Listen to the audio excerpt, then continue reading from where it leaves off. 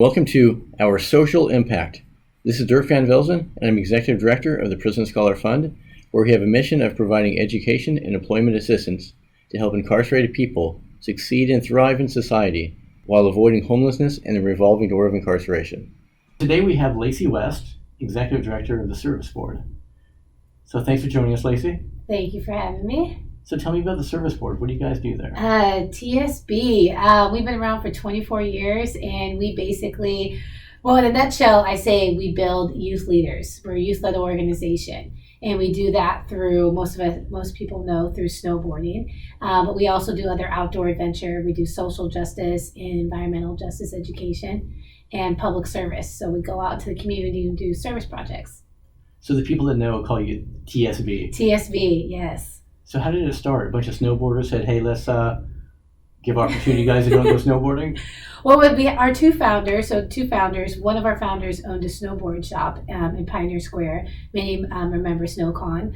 And there used to be this youth that came by the shop all the time, and he took him up snowboarding and just saw a lot of good changes within him just from taking him snowboarding. And then the youth tragically died in a drug-related murder. And that founder and then another founder, a good friend of his, said, we need to bring the community together to stop this. And, we think snowboarding is a way to do this, because it's when you get out your comfort zone and try something you've never tried before, it really, like what we call, pushes your growing edge and then springs you to do other things in your life that you would never think of doing. Some people that snowboard think that's so natural, but how do you introduce somebody that's never done that before? A lot of most of our youth that come in the program and also our mentors have never snowboarded.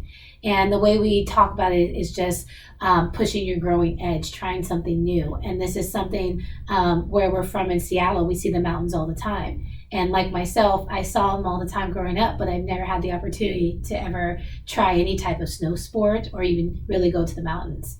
So that's how we kind of hook people, saying, come and help youth, but also come and snowboard as well. So who's kind of your target demographic? Who do you approach? The organization started with youth just from Seattle, like in the city. And what we say now is we serve marginalized communities.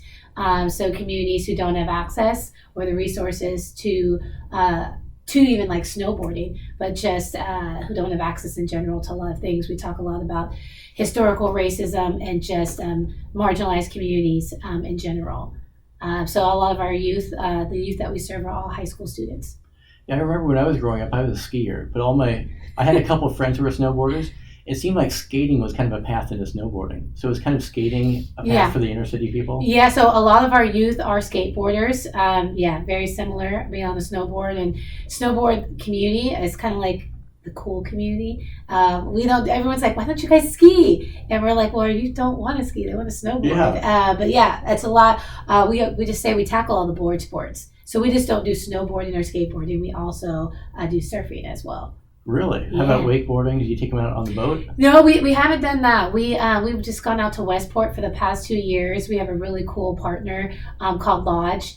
And through them, we're able to surf out there because they provide the surfboards, we get lessons, and the wetsuits. So how does that work? Because I've tried to surf before. I could, all day in Maui, I could never get up. Well, first of all, we made sure we had good instructors. Yeah, so, I didn't have one of those. Yeah, so we were like, just like how we do snowboarding, there's a lot of risk attached to it. So we always want to make sure that we have some really good instructors, and always go for safety first.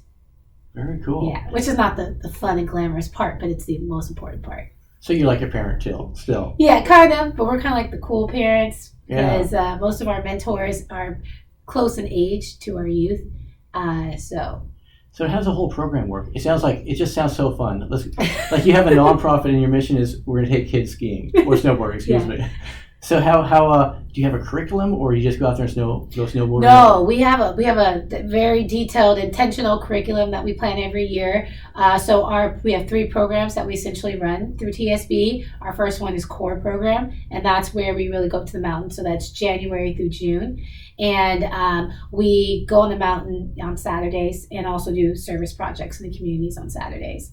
And then on Wednesday nights, we tackle social and environmental justice issues. And our youth lead those workshops. So it can be anything from, we tackle a lot about this year, homelessness, food injustice, so things that are affecting our communities. And then after core program, we do our summer program, which we call SLIP, which is our Summer Leadership Impact Program. And this was the first year we had a full program. And we also still tackle the same kind of topics, but we do a surfing retreat, and we get a lot more in the outdoors because the weather is really nice. And that's like a 4-week program. So it sounds like they have to pay for the fun of snowboarding with a little bit of learning. So is there an attrition rate when they find out they actually have to do some work? No, I mean, they very much know the expectations before they fill out the application. But we find that our youth want this. They want their voices heard, and this is one reason why tSB was created, because youth wanted a safe space where they can be themselves. And we talk a lot about, that, like, from beginning of the program, we talk a lot about undoing institutionalized racism or gender equality, and how it's important that we talk about things as simple as pronouns, why they're important to our youth. So it's a space where our youth can come be themselves and develop into leaders and say, what can I do in my communities to make it better? And snowboarding is just kind of the hook and the fun part of what we do in the surfing now. So it sounds like the coolest organization in the world. So what was your path to there? How does somebody become executive director of an organization that is so fun? Well, I looked into it because I knew someone who worked there, and they were looking for an executive director at the time. But my journey is I always wanted to work in some field where I was giving back to my community. I don't feel like I would be where I would be today without the support of several community organizations and community folks that really cared about my path. So I knew in college I wanted to give back. So it's the reason why I went to business school, which sounds like the opposite. Why would you go to business school if you want to go a nonprofit? But I really needed those skills to be able to say, how could I run a successful nonprofit someday? And after college, I was fortunate to get a really cool job with United Negro College Fund, helping youth get to and through college. And so that really, I found my love for fundraising, because not a lot of people like to fundraise. I know, Dirk, you know all about that. You were like at College Access Now, right? Yeah, I was at College Access Now for a year, and I was doing all the fundraising for CAN. But I just found my love somehow, because I look at fundraising as more of building relationships versus asking people for money. Yeah. And I think that's why I actually started liking it and got good at it, because it's just asking people to support something that you're passionate about. And these folks should be passionate about it as well, especially the ones who are in our own communities. So tell me about business school. Are you a Husky? I am a Husky. All right. We had a tough game on Saturday, but a lot of external factors too. So I was born and raised in Seattle. I kind of never left, so I'm definitely a hometown girl. But yeah. So business school is probably actually applicable to being a nonprofit, because a nonprofit is still a corporation. It's just you don't have shareholders. Yeah, it's very similar. It's just, I think, tax status. That's how I look at it, because you still have to run it in a smart way. Yeah. And I think that's like one of the problems with people when they run nonprofits. Like, they're hearts in it, but they don't really have the skills. Yeah. So you probably came with a pretty good skill set. Yeah, and I a lot of that has came from experience too. I worked 8 years at UNCF, and I received a lot of great training there, and just through trial and error. And I applied some of the things I learned at business school. But I think working in the nonprofit sector is a lot about relationships.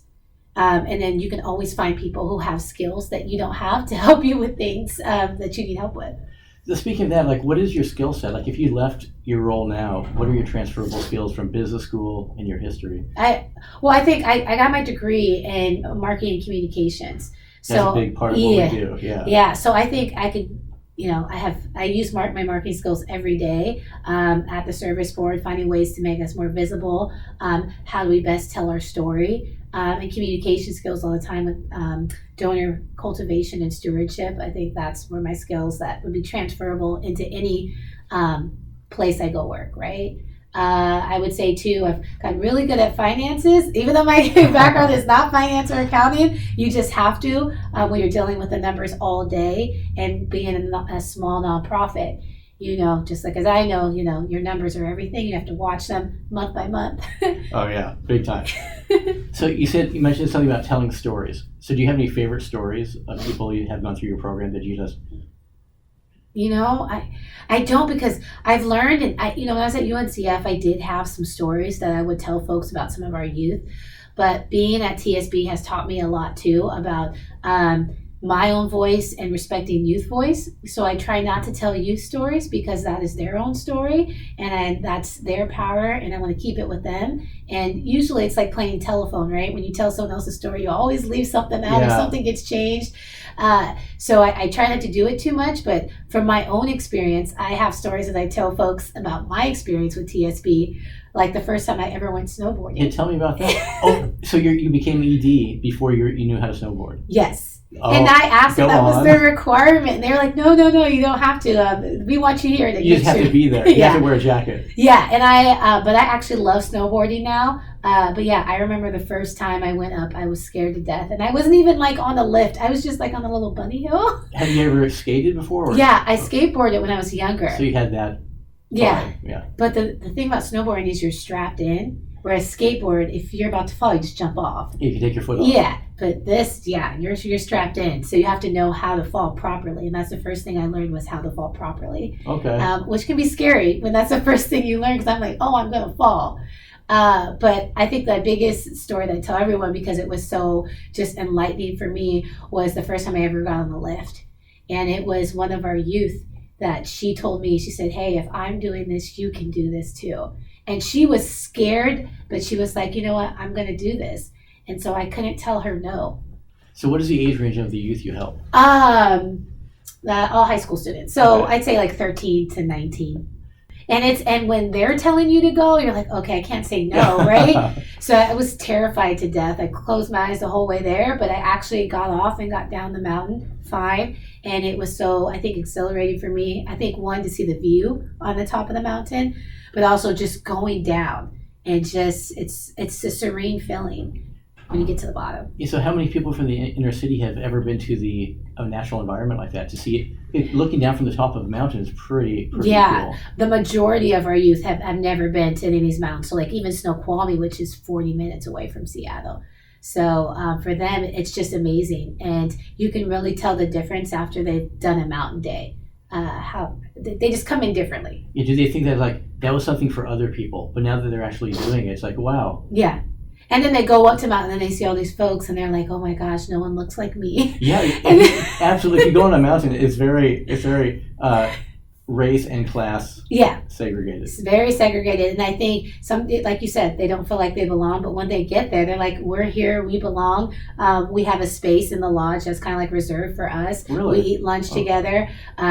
We had their gear. They get some really nice top of the line gear. Very cool. So you have great sponsors. Oh yeah, I gotta give a shout out to Evo. Evo's been awesome for us. They are awesome. Yeah, C3, which is like Cole, Mervyn's, K2. Like we would not be able, and Ride. I shouldn't forget about Ride, but we wouldn't be able to have the program we have without all of our retail partners. Oh yeah, I had no idea how you outfitted the youth. Yeah, so we get mostly all of our gear is donated. We rarely buy anything, and that may be if we just don't have one size for a youth.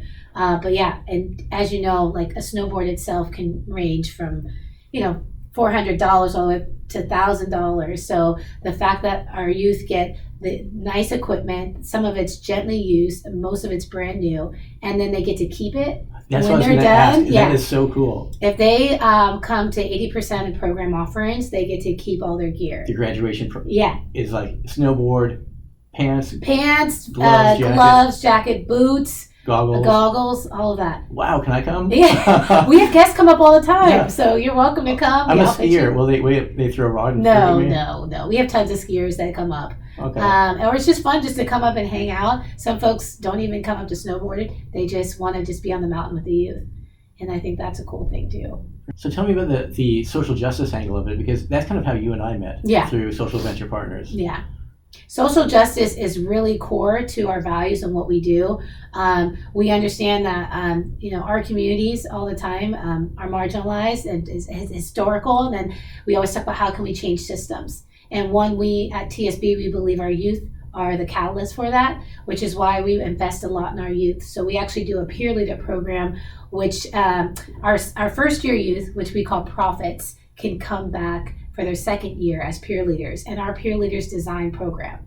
So they design the curriculum, they feel what topics the youth would want to talk about, they come to board meetings, they plan out the service projects, and they're present at board meetings. We actually have time allotted for them to do a community builder, or if they want to just talk about what's going on in program, to give us updates. Oh, very cool. Yeah, so I think that's a really cool thing about our organization is when I think of youth-led, this is truly to me what youth-led means.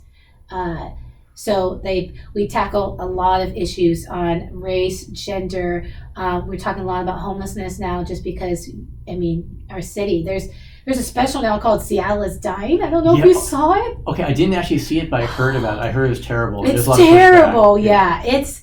If you're not from Seattle and you're watching it, you're like, oh my God, I would never come to this city. Yeah, maybe that's the point. And maybe that's what it is point. But it is true, our homelessness. And I think it's a different type of homelessness than what we had when I was growing up. Yeah, it's like, and what's the pathway there? It's like, I think, 70% of homeless people have a criminal record. Yeah. And so we're, the Prison Scholar Fund, and we want to address that. But is it like a really direct linkage from prison to homelessness? Or in your case, youth? Yeah, I think it's a lot with mental illness too, right? Yeah, absolutely. And we tackle a lot too. We have a mentor training, and we talk a lot about mental illness because we have physical and emotional risk in our program. And so I think the youth, we've had some statistics too that we've been tracking data about our youth and who are suffering from some type of mental illness, and after they've gone through their time through the service board, how it's helped them develop. And we saw a drop in youth just having depression and things like that. And we have some youth in foster care. We have youth who say, who may be suicidal. So tSB has really been their family and community to come to if they have those thoughts or just want to talk about anything in their lives that can cause any type of mental illness, or if they've been so-called diagnosed with a mental illness. Yeah, and I think to speak more on that point about community, our communities have changed so much with gentrification. A lot of our youth whose families are from Seattle no longer live in the city, and they don't have a sense of community. So for them, tSB is their community. And that's intentional. We want to build up a sense of trust and belonging and love for our youth to be able to want to go and do things like snowboard, or because they come twice a week to tSB. That's a lot of time when you're in high school. And some of our youth are involved in other clubs or even play sports. So for them to be as committed and dedicated to this organization says a lot about how we create this place, a safe space. So where are you located? Where's your headquarters? So we are in West Seattle, in Youngstown, right off of Delridge. Okay. And what's the radius of people you can help? Because it sounds like they come twice a week. Mm. Is distance a factor where you can't reach a lot of people? So we always talk about accessibility and how can we make making sure that all youth can get to programs. So we actually have our program nights in Filipino Community Center, which is right close to a light rail station, right there in MLK in South Seattle. And we feel that's a good kind of meeting point for everyone because it's just really not accessible to get to West Seattle sometimes too in traffic. So this is great. It's right on a major bus line, major transportation. And then anytime we do any type of service project, we always make sure that there is transportation. We have a van. When we go up to the mountain, we use charter buses. And then our mentors have been so great in making sure that youth have rides to and from program. Very cool. So how long have you been at tSB? I've been at tSB, it'll be 2 years next month. So what's the biggest fire you had to put out?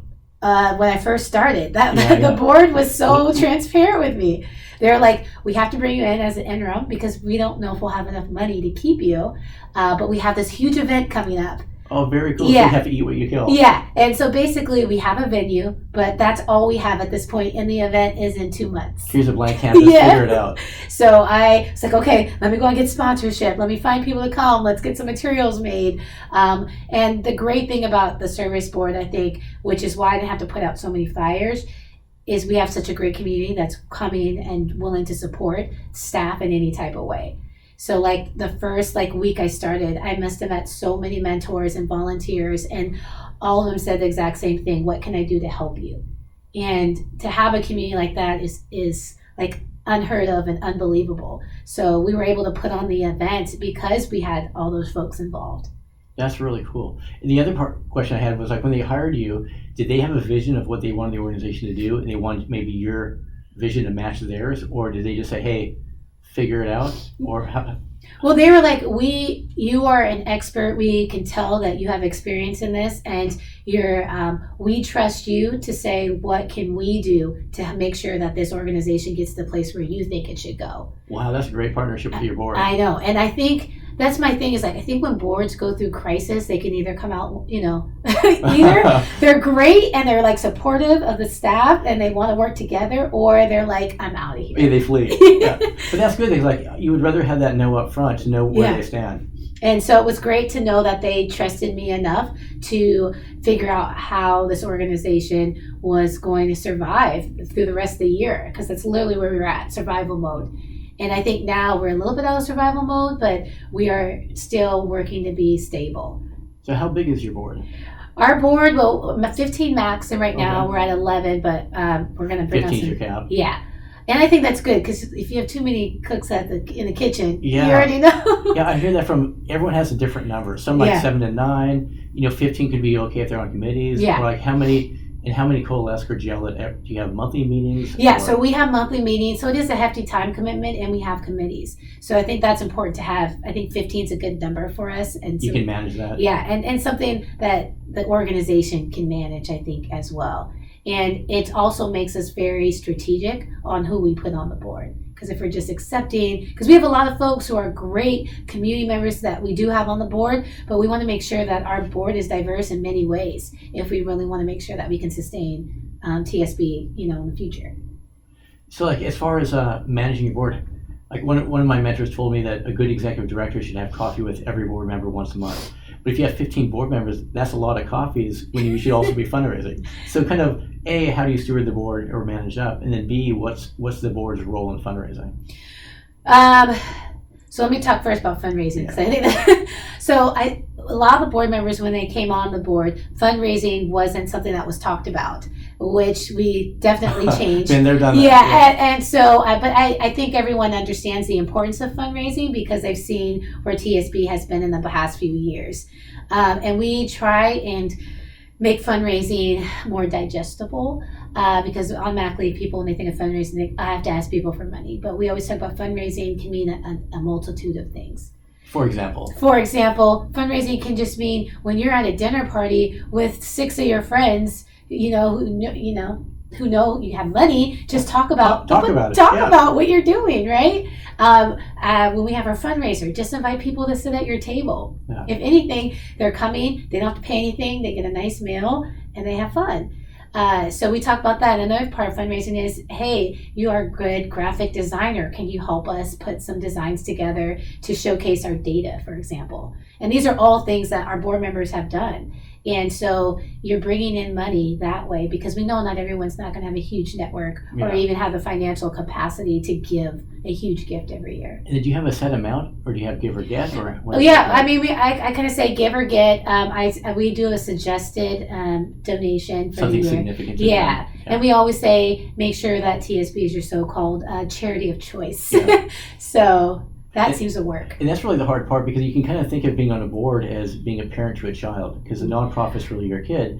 And when people say, oh, I don't know how to fundraise, it's like, well, if you were a parent, you're not going to let your kid starve. You're going to figure it out. Mm-hmm. You can either directly fundraise or you can do these other things to support you. Yeah. And I think, too, it's a reciprocal relationship as well. Like if my board members text me or email me, it's important that I respond back to them, at least within the day. Because if they're investing in the organization, I'm going to make sure I'm investing in board members. Well, that's a good sign is if your board member is emailing you, they're engaged. Yeah. As opposed to, I've never had any terrible board members like that. But I've heard horror stories that, that they just ghost, they disappear, they never come to meetings. Well, you have to nudge them several times. I would say maybe first email, maybe 2 or 3 emails later. Herding cats. Yeah, and you have to kind of, like you said, if it's not sitting down having coffee with your board members, individually, but you have to get to know them somehow because some people are better, they like text messages. Some people want to talk on the phone for 15 minutes. So you just have to understand your board members, just like you said, if you're a parent, your child, all your children are different. You can't parent all your children the same way. Especially if they're on multiple boards, you have to pick a favorite kid. That's exactly. Really, it is really hard. And luckily, a lot of our board members, I'd say almost all of them, tSB is the only board they're on, but they do other volunteer work in the community. So when we have board meetings, I want to make sure that we only have you here for 2 hours. We're not just wasting your time. Yeah, or 2 hours max, and sometimes they can get some of that back. Yeah, exactly. So and it's fun too. Some people dread going to board meetings. When you make it fun, it's hard not to want to go. Do you have board meetings on the slopes?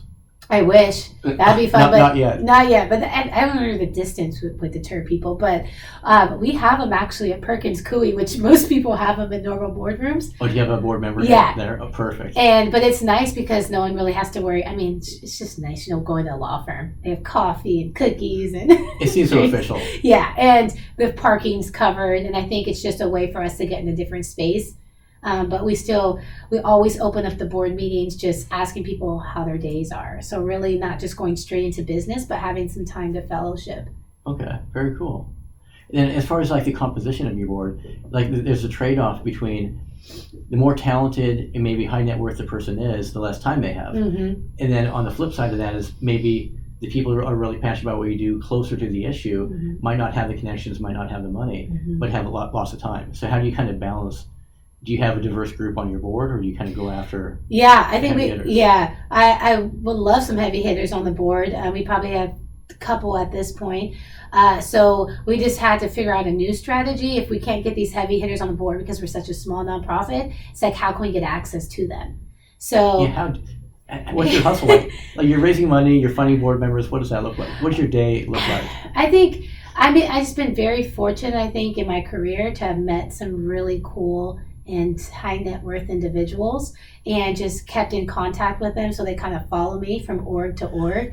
Because at UNCF I had a heavy hitter board. We're a national organization, but I think when they get to know you, like any leader, and if they want to, they'll invest in a leader, the person. So as development director at CAN, you probably developed a group of followers that really supported you, and then when you came to tSB, did you kind of, some of those donors came with you? Yeah, and it's interesting because actually I had people come from UNCF to CAN. Okay. And so we had to build up some relationship there. And then at CAN, I was only there for like a year and a half. So there are some folks that I did get to meet. Yeah, I think the average life of a development director is 2 years. Yeah, and I know I stayed at UNCF as a director, and I was like, it was a development director role, even though you were controlling the whole office. And every time you move, you're taking all these people with you. Yeah. So did that hurt their feelings when when No. you left? And Well, because a lot of them still support the organization still. It's an and. Yeah. And sometimes it can't be an and, but in most cases, there's such huge corporations that they can do an and. Yeah. So for me, it's just being out there, like being part of groups like SVP has been awesome. Meeting some folks there. I just think I've just networked with a lot of different circles to where I can get them interested in what I'm doing. If they want to support, that's awesome. But that's not my first intention when I meet someone who does have the capacity. Like, definitely donate tSB because it might not be their interest. But if they do find interest, I'll make sure they find us. So we met at Social Venture Partners in the Brainerd Fellowship program. Yeah. So talk to me about that, and how did you get involved in that program? What's funny? I was at CAN. We were investee of SVP. So we did a I don't know if it's necessarily a workshop, but they invited some nonprofits to come in and kind of tackle some of the social issues with some of the partners. And I was there, and Dawn Trudeau, who is one of the Sonics, and she's also SVP partner, and she's just an amazing person. She came up to me and she was like, "Have you heard of the Brainerd Fellowship?" And I was like, "I've never heard of it." She's like, "I think you should apply."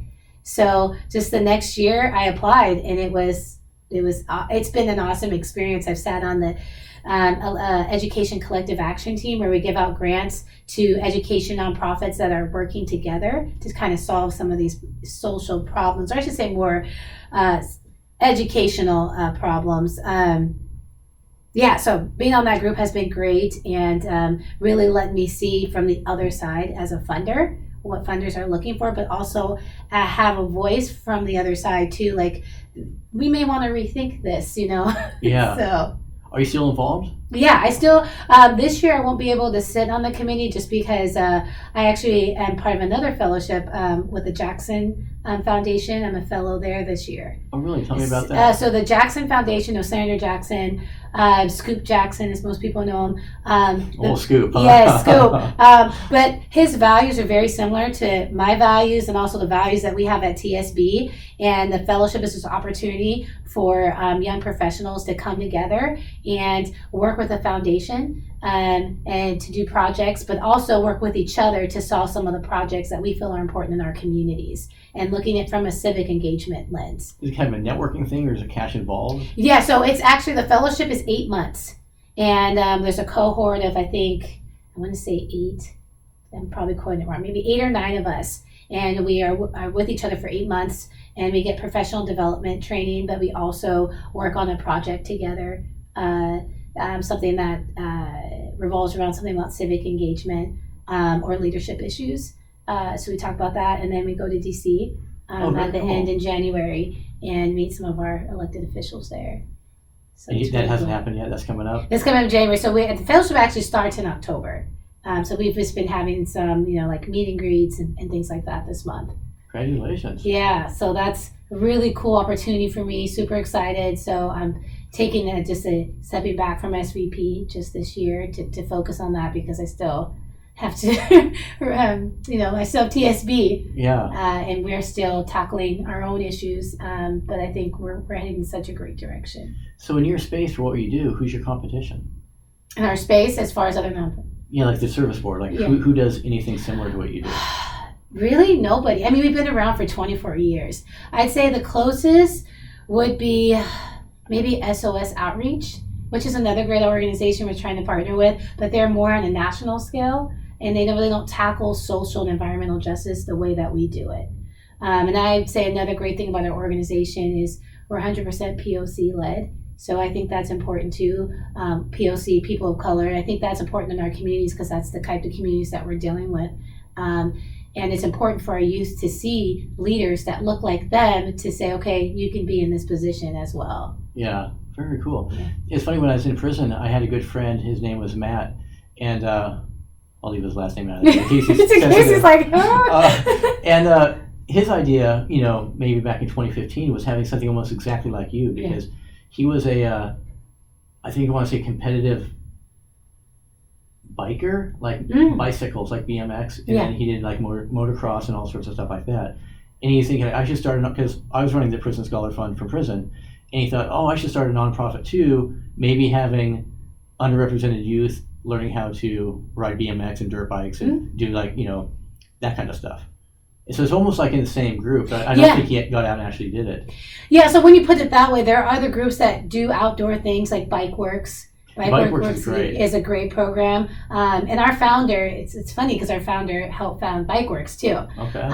Washington Bus is kind of similar in the fact when we look at the civic engagement part and really tackling social justice in that way, working with youth and being another youth-led organization. They're Outdoors for All. Even though they're not necessarily tackling our communities, they're still tackling a marginalized community, getting out there into the outdoors and giving them access. So there's a lot of great organizations, and I feel we're kind of similar, and so we're trying to find ways to all partner together because it just makes sense. So where do you want to go? What's next for you, and what's next for tSB? I think next for tSB is we just got a huge grant from the Soderbergh Foundation. Congrats! Yeah, so we're super excited about that. So we have 5 years of funding. So wow! I always tell people, we're going to be around for 5 years for sure. Yeah, so our next thing I think is to build on that and kind of look at our staffing structure and see where we need to be, working on our next strategic plan for the next 3 years at tSB, continuing to I would say, not necessarily perfect our program, but I think really revamp our programs to really include more youth voice.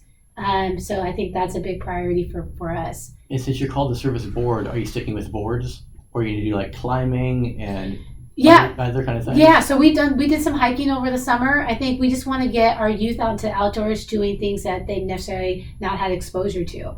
So we also talked about doing some rock climbing. Vertical Generation is another cool nonprofit that we want to work with. We want to get out there and do so we started surfing. We also talked about biking, cycling too. Okay. So doing some partnerships with Bike Works. So just getting our youth out there. So yeah, so do you want to expand? Are you going from mountain to mountain? Because we have Idaho, Montana, go down the coast. Yeah. So we talked about like that is a big goal of ours to expand programming. We're looking even going into Oregon because we actually go to Mount Hood That for Oregon's end of the year. beautiful. Yeah. You get Baker up north. Yep. And you have so many, there's so many cool things to do there out in nature. So that was another thing, if we talked about expanding, would be we definitely starting there. I mean, these are all big goals. We need the funding, of course, but if we get there, definitely something we want to do. Yeah, how big's your staff now? We're at 4. Okay. Which is good. When I started, there was 2 of us. so you've grown 100%? How big's your Devo team? Myself. Okay. Well, you're the chief fundraiser. Yeah, but no, we have a program. We have a development manager now. She got promoted. She's awesome, but she's been spending 40% of her time doing our bookkeeping. So we're actually have some funding now to hire a part-time bookkeeper, so she can focus a lot more on development work. Okay. And someone was suggesting that we should be CEOs because corporations don't know what executive director is and they think it's some kind of low-level position. Yeah. But then someone else was telling me that we really should be CEOs until we have $100 million in revenue. So where do you want to reframe yourself? Yeah, and then some of the nonprofits are doing co-executive directors, or they'll have like a director of policy or something. Yeah, like a deputy director. Yeah, I remember when I was at SVP, we were evaluating a potential fundee, and they had 3 EDs. They all shared their role. Yeah, and so that was a really interesting conversation because, like, okay, who's actually in charge? Yeah, where does the buck stop? Yeah. And that's what I said who the board members know who to go to, and that's extra work if they're having to deal with 3 people. My thing is, I'm just like, it's all on how you position your leader and how you communicate out to the rest of your team what your role is, because I think it's just a power dynamic there. It's just a title thing for some folks. And for me, it's like, yes, I lead up tSB, but there's so many other people that make this work. So for me, I'm just a facilitator, like the liaison to making sure stuff gets done. So if there's something program related, I let our program manager handle that because that's his wheelhouse, and that should be, he should be the expert on that. And so for my thing is I'm just making sure the team can operate and function the way it needs to operate. And of course, you have your GoPros attached to the helmets for the kids, or how do they feel about respecting their privacy being kids? Yeah, and I think that's something that we ask them, where their comfort level is at. And a lot of them don't mind. I mean, a lot of them love social media. So you got some great snowboard pictures? Oh, yeah. So if you go on their social media, we have an Instagram page. It's a service board, a lot. And our youth manage that. So there's a lot of cool stuff on there. You have the pros managing it. Yeah. The youth.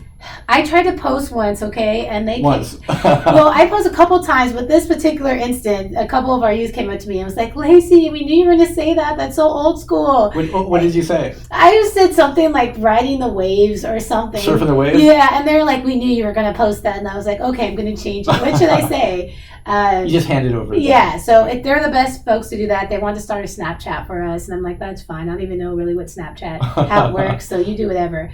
And I trust them to that point because tSB, the way we just build up our youth, it's like everyone has a common understanding. We have community agreements. So everyone's like, "Oh, how do you trust the youth in board meetings that they're not going out telling people how bad tSB is? Like we're donating money sometimes." And I'm like, you know what? We have to give our youth, we have to be able to trust them and know that they can be professional. The fact that that people already think they're not professional is not okay. Yeah. So we talk a lot with our youth about being professional and how to facilitate and honoring your truth but respecting other people's space. So. Well, very cool. Well, thank you for sharing everything you've done. Yeah. So what's one takeaway maybe our audience should listen to from what you do? From what I do, I think it's just giving the youth a voice. And when you get access to something, you feel like you have a voice. It's because that comfort level comes out. So I think that's the biggest thing that we do at tSB, and I love it. And I love being able to be the learner in a lot of situations. So. Very cool. Yeah. Well, thank you for joining us. Thank you for having me. I love interviewing amazing people. You guys do amazing stuff over there. Thank you. All right, we look forward to see what's next. Yeah, definitely. Check us out. Social media, Facebook, Instagram, you can Twitter. Give me all your hashtags. My handles, yeah. Okay, I'll make sure to give those all. But yeah, it's the service board. Make it real easy. Yeah. All of our handles. It's the same for all of them. Yeah.